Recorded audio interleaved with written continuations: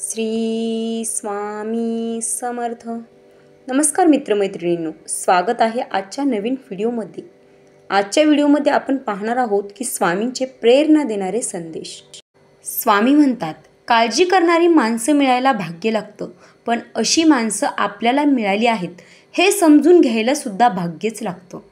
मित्रांनो, शरीरापेक्षा मन श्रेष्ठ आहे, मनापेक्षा बुद्धी श्रेष्ठ आहे, पण त्या बुद्धीपेक्षा श्रेष्ठ आत्मा आहे. आत्मा म्हणजेच ईश्वराचा अंश होय. आपलं कर्तव्य चोखपणे पार पाडणे ही सुद्धा ईश्वराचीच भक्ती आहे. लक्षात ठेव, सामर्थ्य गुरुवचनात असते, साधन म्हणून वापरलेल्या वस्तूत नाही. आम्हाला माहीत आहे तू विद्वान आहेस, पण नुसती विद्वत्ता उपयोगी येत नाही. त्याचबरोबर श्रद्धा आणि विश्वास पण पाहिजे. ज्याच्यात हे असतं त्याचं हृदय निर्मळ असतं. अशा निर्मळ हृदयातच ईश्वर विसाव्यासाठी येतो. स्वामी म्हणतात, समाधानी राहा, सुख मिळेल. भक्ती करा, मुक्ती मिळेल. ध्यान करा, ज्ञान मिळेल. प्रार्थना करा, प्रगती होईल. मीपणा सोडा, मोठे व्हाल. सहाय्य करा, सोबती मिळेल. दान करा, धन मिळेल. त्याग करा, आत्मानंद मिळेल. श्रम करा, सुख मिळेल. स्वामी म्हणतात, अरे तुम्ही लोक दुसऱ्याला देवाचा किंवा सद्गुरूचा धीर देता, पण स्वतःचा मात्र त्यावर विश्वास नसतो. तुमच्या मनात संकल्प विकल्प उठतात. देवाने मदत केली तर बरं, नाही तर आम्हीच काहीतरी करू. पण लहान मुलांच्या बाबतीत असं नसतं. त्यांना आमच्यावर ठामपणे विश्वास असतो. त्यांची भक्ती निरागस आणि निरागस प्रेम एकनिष्ठ असते आणि भगवंत अशाच भक्तीच्या दोरीने बांधला जातो. त्याला सर्व कामे टाकून भक्तांसाठी यावंच लागतं.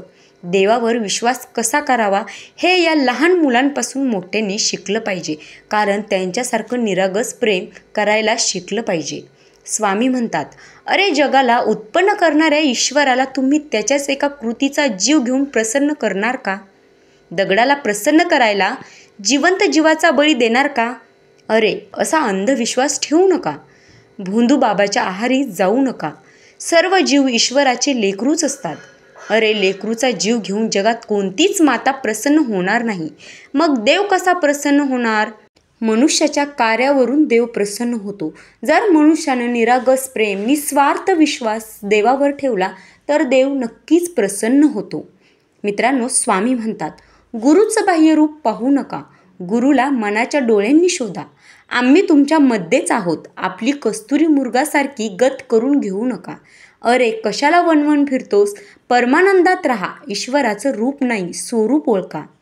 तुमच्या भक्तीची ताकद एवढी वाढवा की भगवंताला सुद्धा तुमच्याकडे यायलाच पाहिजे. त्याशिवाय भगवंताकडेही दुसरा पर्याय नाही राहिला पाहिजे. देवाला हृदयात ठेवा, तेव्हा तो तुम्हाला त्याच्या हृदयात स्थान नक्कीच देईल. मित्रमैत्रिणींनो, स्वामींचे असे प्रेरणा देणारे व्हिडिओ तुम्हाला बघायला आवडत असतील तर नक्की चॅनलला सबस्क्राईब करा. आणि स्वामींचे निस्सीम भक्त असाल, निस्वार्थ प्रेम करणारे भक्त असाल तर कमेंट बॉक्समध्ये श्री स्वामी समर्थ, जय जय स्वामी समर्थ अशी कमेंट्स नक्की करा. धन्यवाद.